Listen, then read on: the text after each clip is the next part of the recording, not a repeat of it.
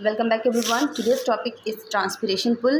हम सबको पता है कि ट्रांसपिरेशन क्या होता है, but today we are going to talk about how it happens. पूरी एक मैकेनिज्म होती है जिसमें पानी जो होता है वो in the form of vapours leaves के थ्रू इवोपरेट होता है। तो आज उस पूरी हम फिनोमिना या पूरी मैकेनिज्म को पढ़ेंगे और उस प्रोसेस को, उस पूरे फिनोमिना को हम बोलते हैं transpiration pull. So let's begin with the transpiration. सबसे पहले तो हम ये जान लेते हैं कि ट्रांसपिरेशन क्या होता है। Plants absorb water from the soil. Plant जो होता है हम सबको पता है वाटर कहाँ से एब्जॉर्ब करता है, it absorbs it from the soil. और किसके थ्रू एब्जॉर्ब करता है, रूट्स के थ्रू। और इस प्रोसेस को हम बोलते हैं रूट अपटेक। और रूट में भी कौन सा पार्ट होता है, रूट में भी आपने देखा होगा छोटे छोटे से रूट हेयर्स होते हैं।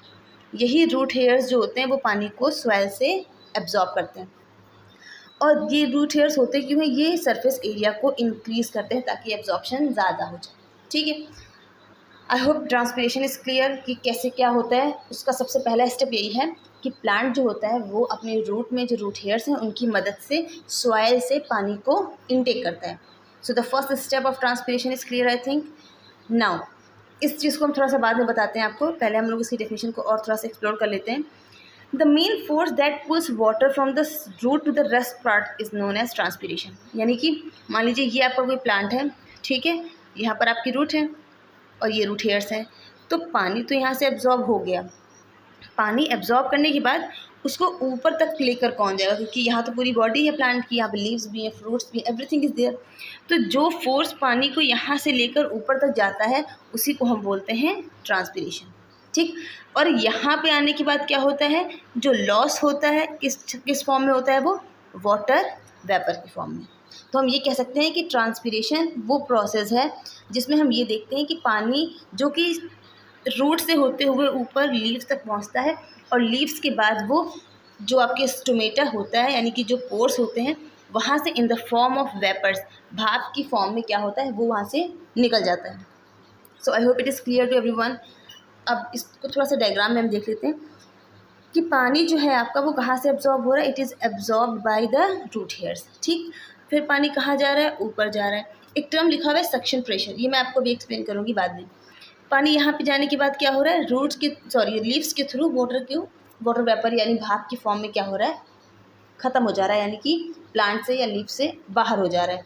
तो इस प्रोसेस को हम बोलते हैं ट्रांसपिरेशन। आई होप कि आपको ट्रांसपिरेशन बिल्कुल क्लियर हो गया हो, कोई कन्फ्यूजन अब बाकी नहीं होगी।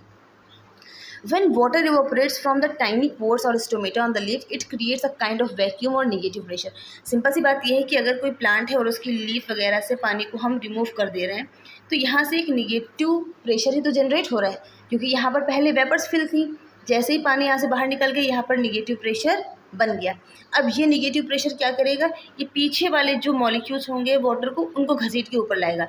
इस तरीके से पानी नीचे से क्या होता है, ऊपर की तरफ बढ़ता रहता है, यहाँ से ट्रांसपायर होता रहता है, यहाँ पर फिर नेगेटिव एटमॉस्फेयर क्रिएट होता है, तो पीछे वाले वाटर मॉलिक्यूल को वो घसीटता है। इस तरीके से रूट से पानी जो होता है वो हमारा ऊपर लीफ तक पहुँच जाता है। Next is this movement of water from the roots to the leaves. ये जो हमारा मूवमेंट होता है पानी का रूट से लीफ तक, ये किसके थ्रू होता है, ये हमारा एक टिश्यू होता है जिसका नाम है जाइलम। ये तो आई थिंक सबको पता होगा, xylem is responsible for the conduction of water. और इसी के साथ एक इसका और साथी है जिसका नाम है phloem. What it does, it actually conducts the water. ये ट्रांसपोर्ट करता है फूड को, और जो टिश्यू हमारा ये जो है जाइलम टिश्यू, ये ट्रांसपोर्ट करता है हमारा water. Phloem for food and xylem for water.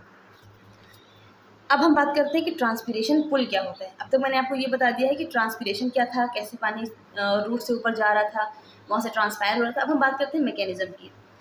देखिए, transpiration pull is driven by the force of transpiration. जो ट्रांसपिरेशन पुल है उसको ट्रांसपिरेशन का जो प्रोसेस होता है उसी से एनर्जी मिलती है या उसी से वो ड्राइव किया जाता है, यानी उसी से वो प्रोसेस चलती है। जो कि क्या है, लॉस ऑफ वाटर है, टिन्यू ओपनिंग के थ्रू यानी स्टोमेटा के थ्रू जो लॉस होता है, और ये एक क्रिएट कर देता है नेगेटिव प्रेशर। और इस नेगेटिव प्रेशर की वजह से जो नीचे का पानी होता है वो ऊपर की तरफ क्या करता है, मूव करता है। The molecules of water shows. अब जो पानी का मॉलिक्यूल है, ये बहुत इंपॉर्टेंट चीज़ है जो आप लोग समझिएगा कि एक टर्म होता है कोहेशन और एक टर्म होता है एडिशन। जब किसी सेम चीज़ यानी ए और एक चीज़ के बीच में अट्रैक्शन का फोर्स लग रहा होता है तो वो होता है कोहेशन।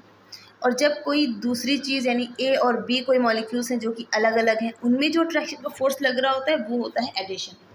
तो ये मैं आपको इसमें इसलिए बता रही हूँ क्योंकि जब पानी ऊपर की तरफ बढ़ रहा होता है तो जो वाटर होता है वो वाटर के मॉलिक्यूल्स आपस में तो जो होते हैं वो तो सेम मॉलिक्यूल्स हैं, तो उनके बीच में जो अट्रैक्शन फोर्स होता है उसे हम बोलते हैं कोहेशन।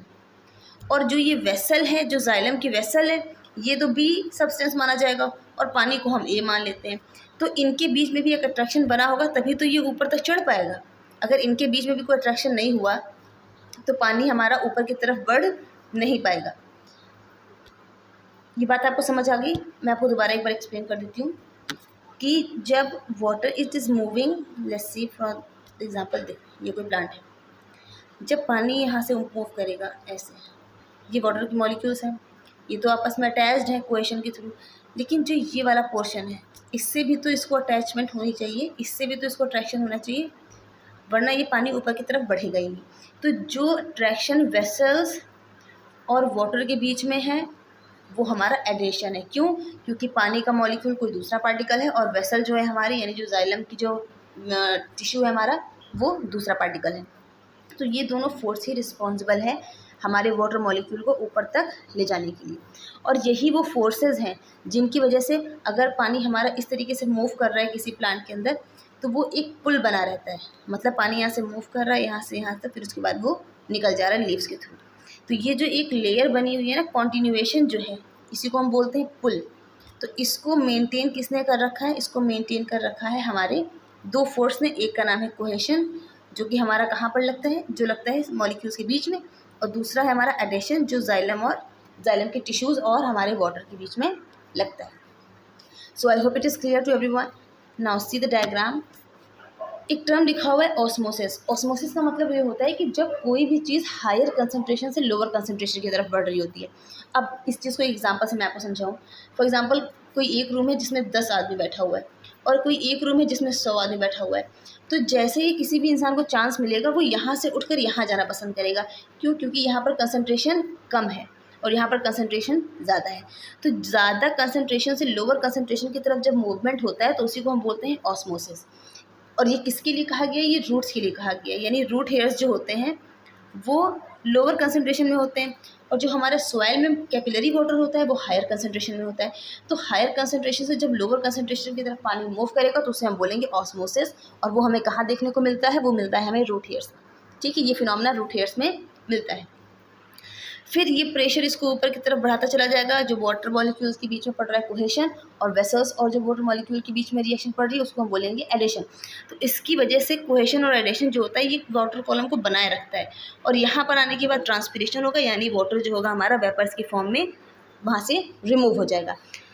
अब इसको भी किसने मेंटेन कर रखा है? हमारे इन दो फोर्स ने। और यहाँ पे जो लॉस होने के बाद नेगेटिव प्रेशर बनेगा उसी वजह से ये और हमारा ट्रांसपिरेशन पुल स्ट्रॉन्ग बन जाता है और एक तरीके से कॉलम बना रहता है जो कॉन्टिन्यूस चेंज हुआ करता है। पानी ऊपर से नीचे, नीचे से ऊपर मूव करता ही रहता है। रूट से ऊपर जाएगा, वहाँ से फिर ट्रांसपायर हो रहा है। ये प्रोसेस हमारी एज इट इज़ चलती रहती है।